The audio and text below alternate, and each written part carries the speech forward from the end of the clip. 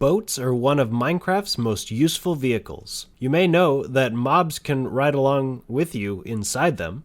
You may already know that boats travel faster on ice than on water. You may even already know that it is impossible for a boat to travel upward without the aid of complicated redstone devices such as pistons. Well, on today's Handicraft Corner, I will be showing you one simple trick to allow you to travel uphill with boats. So normally, when traveling with a boat and you hit a waterfall of any height, entering into it will have you getting stuck in the weeds. Now, if we were to replace the water source blocks with soul sand instead of dirt right along the decline, this will create bubble columns, allowing us to traverse the waterfall and go upstream. So here's how to make one. Whenever you see a decline like this one, simply place soul sand below it and ensure that the blocks above it leading to just one under the new height of the water are source blocks. You can do this by placing water inside of them, or if you have ice, that works too. Just remember to make sure that there is a block underneath the ice before you break it. Then once you see the bubbles going above the decline, you should be ready to place your boat in the water, take it for a ride, and go uphill. So if your friends don't find you captivating, they should at least find you crafty. Now, if you would excuse me, I gotta go do this in the episode. Stay tuned to see when. Hey dear, hi dear, ho dear. Welcome everybody to another episode of Minecraft on the Project Hydra server. This is Season 3, Episode 17. 17 episodes in already. Wow, it feels like we just started building this magical world. But, yeah, it is the 1st of May I am recording today, and that can only mean one thing. It is time to count the results of the third and final month of the 2023 Project Hydra Trash Games. And this month, the raw ore blocks of gold, copper, and iron. Oh, hey, there's an... The allies are following me. You guys didn't want to live in the cave?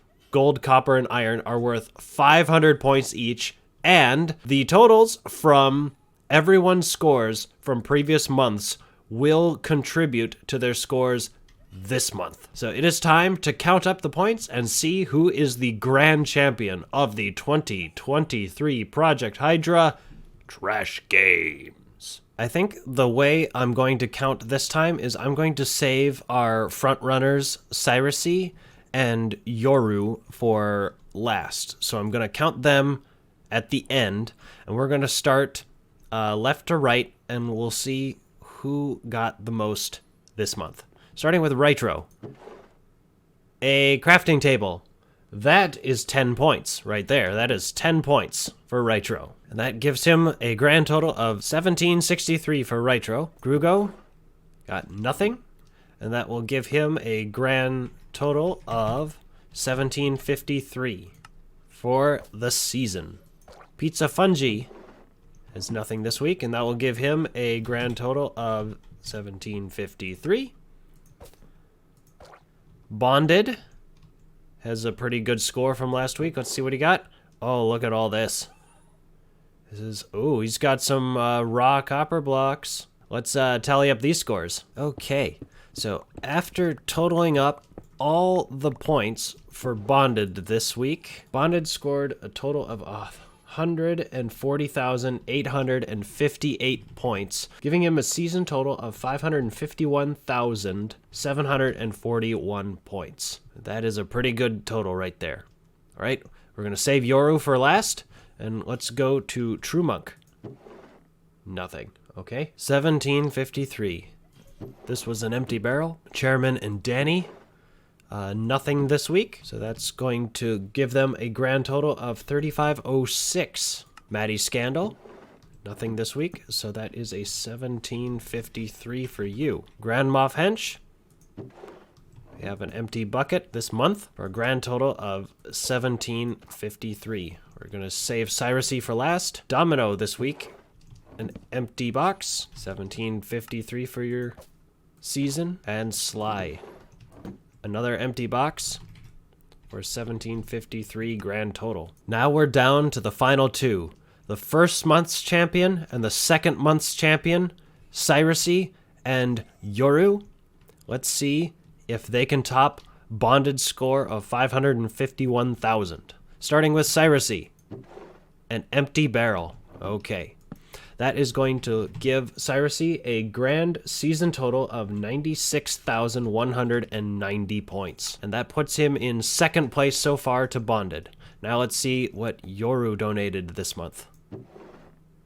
An empty barrel. Will his previous month's score be enough to beat bonded? Yoru's previous score was 676,835 points. And it looks like we have a clear winner by approximately 125,000 points. The grand champion for the 2023 Project Hydra Trash Games is Yoru! Congratulations, Yoru, on winning the 2023 Project Hydra Trash Games.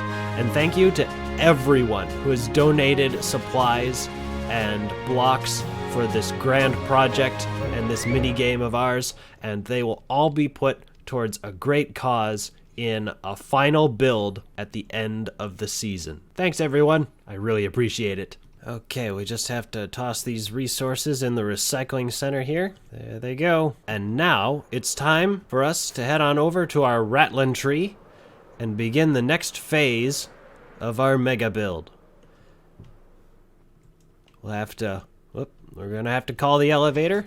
And while we wait for the elevator, it's time for another word from our sponsor. So, Mr. Copper, we finally got the jump on you this time. Let me tell you what we're gonna do to you, Mr. Copper. See? Me and the boys, see? We're gonna take you down to the quarry, see? Mix you up nice and good with some tin, see? People are gonna start calling you Bronze, see? Meh! Get it?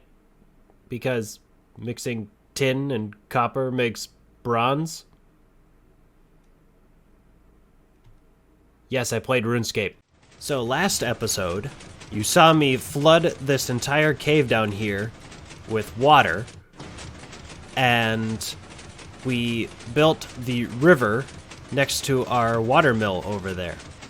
And this is really coming along, and all we need to finish this build is somewhere for the river to go. And rivers typically have channels where they run through walls and stuff. Obviously, this is a big cave, so we're gonna have to... Oh, thank you. You gave me a little torch. So we're going to have to figure out a place to build a channel in our cave here. Also, take a look. I improved the bubbles on the watermill a little bit. I lowered the soul sand down because one of the viewers actually recommended I do this. Lower it down so it doesn't disturb like the overall effect of the skulky floor. So it kind of camouflages the soul sand a little bit, and I really loved that suggestion there. But I had a group of torches somewhere around here on the wall. I'm gonna have to re-find it again. Ah, here it is.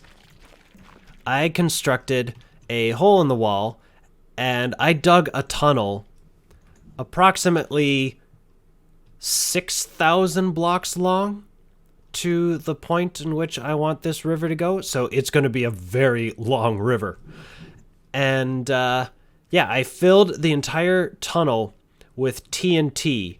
So all we have to do is just light it up, and it should blow a hole all the way there because it's completely filled.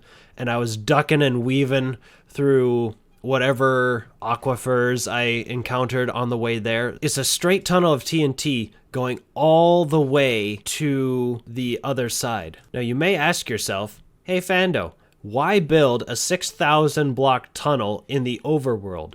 Wouldn't the nether be shorter and faster? Well, normally you'd be right, but you see, I don't even have a nether portal. In fact, the nether and I haven't been getting along at all this entire season. So every time I build a nether portal, it always comes out red.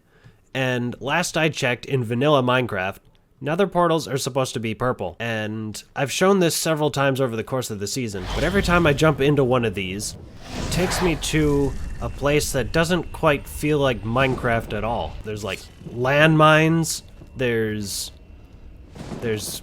blazes that can walk around and, well, I mean, there are blazes. The hoglins are just menacing. This is just not a place I would recommend being. Unfortunately, the only way out of here that I know of is up these big towers. So I'm gonna have to find a way in. Okay, I think I found the entrance, but it is super dangerous here. Man, I'm glad I have my druid staff. All right, let's climb this tower and get out of here.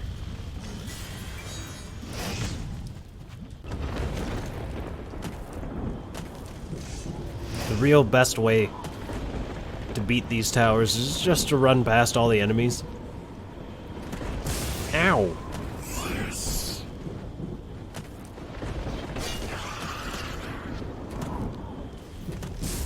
It's a rock golem. It's the fabled tough golem. Ah, run, run, run! Jump, jump! Whew. Made it. And it's raining. Oh, sweet rain. I'm so glad to be out of that fiery scape. Ah, man. Where was I? Right. The channel. I've placed a lot of TNT in this area. In fact, I placed so much TNT, I calculated that placing a 2-block high tunnel of TNT, approximately 6,000 blocks, would result in about 4 shulkers worth of TNT. Just slightly under 4. With all the twists and turns that I ended up taking in this one, I ended up using over 7 shulker boxes of TNT, plus a bit of an 1/8. This is going to be one big explosion. And not for the first time this season, but a good bit of the season. I think I'm going to need to call my cousin down here because I don't want this explosion to come into the cave and start blowing up my mill or any of the other builds or the skulky wall. I have to think about safety, and there's no better person on the server for safety than my cousin from Brainerd, Minnesota. Hey there, hi there, who there? Well, it seems like there's a problem down here in the cave where we gotta explode some stuff, but fandoman called me down here from Brainerd, Minnesota to show him the ropes of safety once again. So what we got here is a classic, looks like a 2x2 going into a 2x1 tunnel of TNT blocks here. So what we want to do is make sure we're absolutely as safe as possible when this goes off, which means we gotta clear the premises of all innocent bystanders, and remember, personal safety first. That means that your safety is more important than the items and objects around you. I'd recommend a totem of undying. That way you could survive at least one blast from the TNT. I'd also recommend the best armor money can buy, because the more safety equipment you have for your own personal safety, the better chance you have of survival. To protect the environment, you're going to want to go ahead and take a bunch of spruce planks, or I'd recommend obsidian if you can afford it, and go ahead and place them all over the blast radius. That way, any stray TNT explosions that come your way will be stopped by these blocks and will not head on over and blow up your bilge. And we're just going to go ahead and place a little ceiling on top of this as well. Any TNT that falls into the scaffolding should fall into the water, and we won't have to worry about that going off and flying around and hitting the builds. And we also want to leave ourselves some escape room when we do set this off.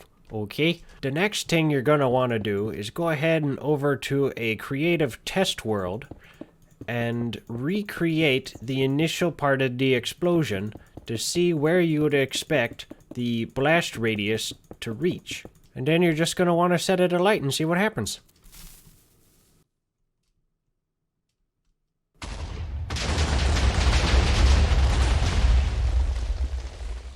Apparently, you get achievables. This appears to be the desired effect. Notice how the explosion didn't go too far away from where we started it. And the test explosion will also give you a great idea of how big your actual explosion will be when you do it on the server. Once you're all pretty near done with your testing there, hop into a camera account, or what have you, and start a replay file, so that way you can capture the whole thing without needing to put yourself into any danger. Well, that's all I have about safety. Let's get this show on the road.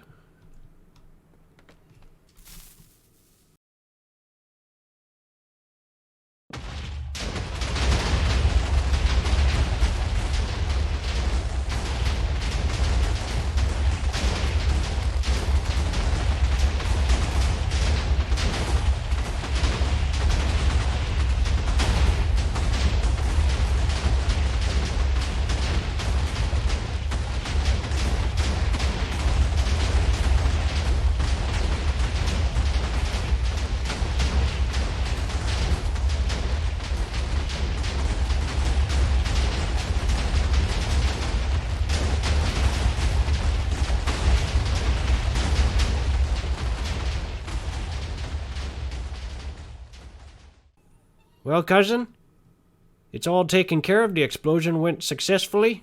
It's all yours now. Hey, thanks, cousin. Ensuring the safety of not just our personal selves, but the builds around us as well is utmost important. But I can't believe that explosion, that chain of explosions, one single chain of explosions lasted 10 minutes. Like, I can't even show that whole thing in this episode. So if you want to see the entire explosion uninterrupted, I posted my cam account footage of the event right here. I'm going to splash it right in front of your face. Click this video if you want to see just the explosion itself. So now I have to go in and grass up the interior, make it look like a pretty river inside here. Maybe transition from the simulation decorations here with the skulk and maybe transition that into the natural cave environment to save on decoration time. And definitely mob-proof this entire tunnel, if that's even possible. But anyway, I'm going to get started on this, and before I do, I'm going to do it in the style of those YouTube shorts that are so popular. You know, the ones where people are just doing like a parkour course and then they just like read an article off of Wikipedia and then they just rake in like millions of views.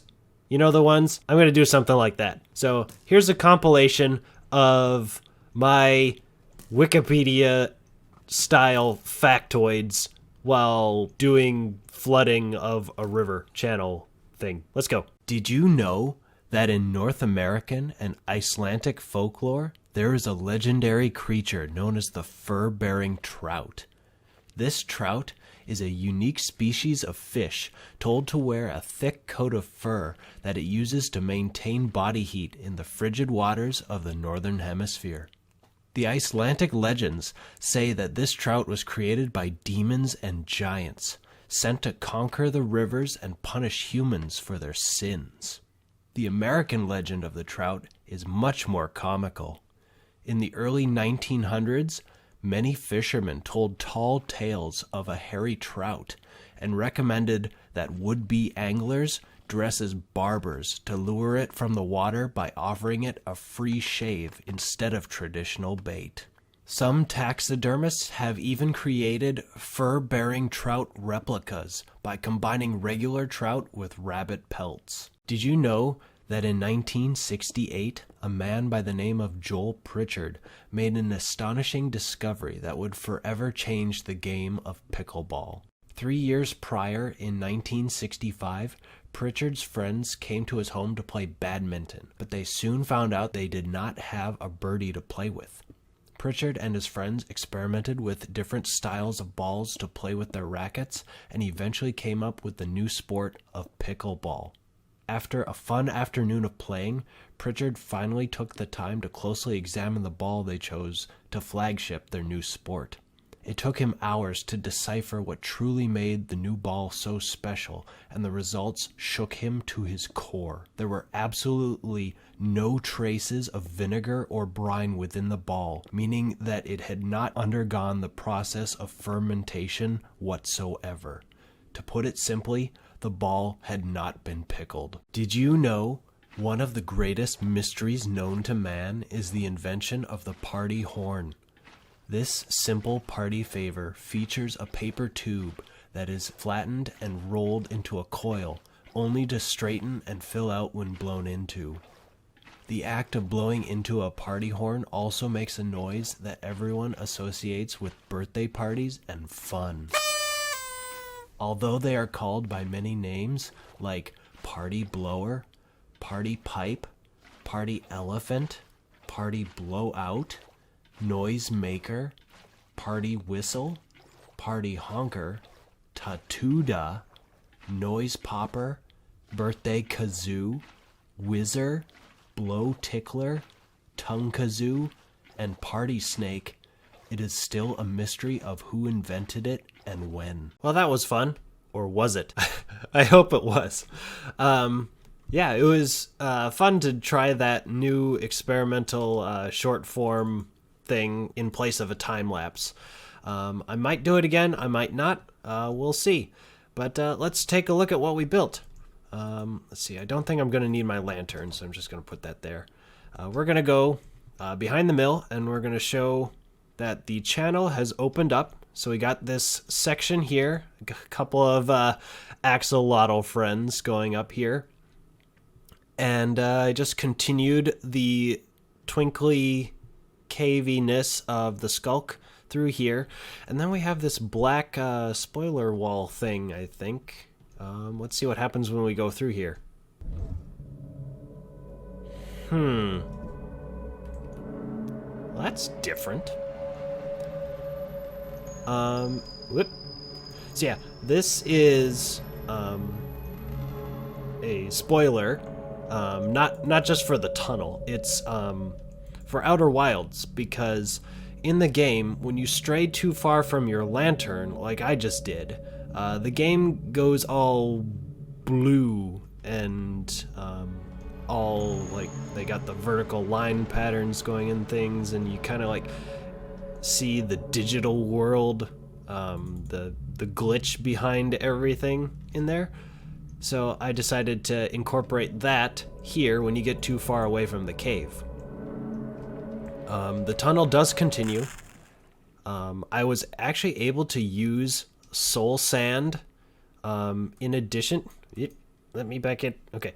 In addition to the source blocks of water. So, like, even though I can go downstream, thanks to the soul sand, I can actually go back upstream as well.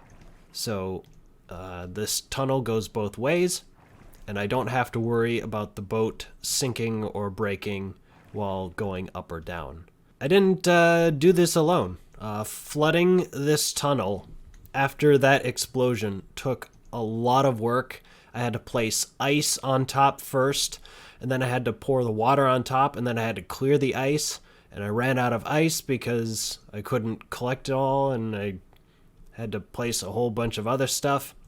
Here's your creeper over there. But thanks to these two right here, Sly AI and Domino Phoenix, if it wasn't for their help, this project would still be going on. I would still be doing this, and the episode would not be released for another 2 months. So thanks to these two for helping me out in building this tunnel and making it traversable from point A to point B in a boat. And a little throwback to Season 1 here, we have of course, the chicken on a raft. Aye-oh, chicken on a raft. Hey-oh, chicken on a raft. Chicken on a raft on a Monday morning. Oh, what a terrible sight to see. Dap toast forward and the dustman aft. Sitting there picking on a chicken on a raft. And here we are at the end of the tunnel. It may not look like much, but next episode we are going to transform this miniature, meager cave into a glorious grotto of greatness. So I hope you really enjoyed today's episode. It was a lot of fun to make. I hope you enjoyed the short form time-lapse thing. I may not do that again. I may do it again. We'll see. There's a skeleton in the little window. Hello. Ow. The arrow was in my eyeball. I hope you all really enjoyed watching it as much as I enjoyed making it. And I'm out of rockets, so I'm going to have to row all the way back. So I will see you in the next episode. Bye for now. Well, down that river there was a channel, a rare channel and a rattling channel, and the channel in the river by the mill, and the mill in the village, and the village in the cave down the well, and the well in the room, and the room in the house on the nest, and the nest on the leaf, leaf on the twig, and the twig and the branch, and the branch and the limb, and the limb and the bough, and the bough and the tree, and the tree, and the hole, and the hole, and the bog down in the valley, oh. Oh, row the Rattlin Bog, the bog down in the valley, oh. Rare bog and a Rattlin Bog, and the bog down in the valley, oh.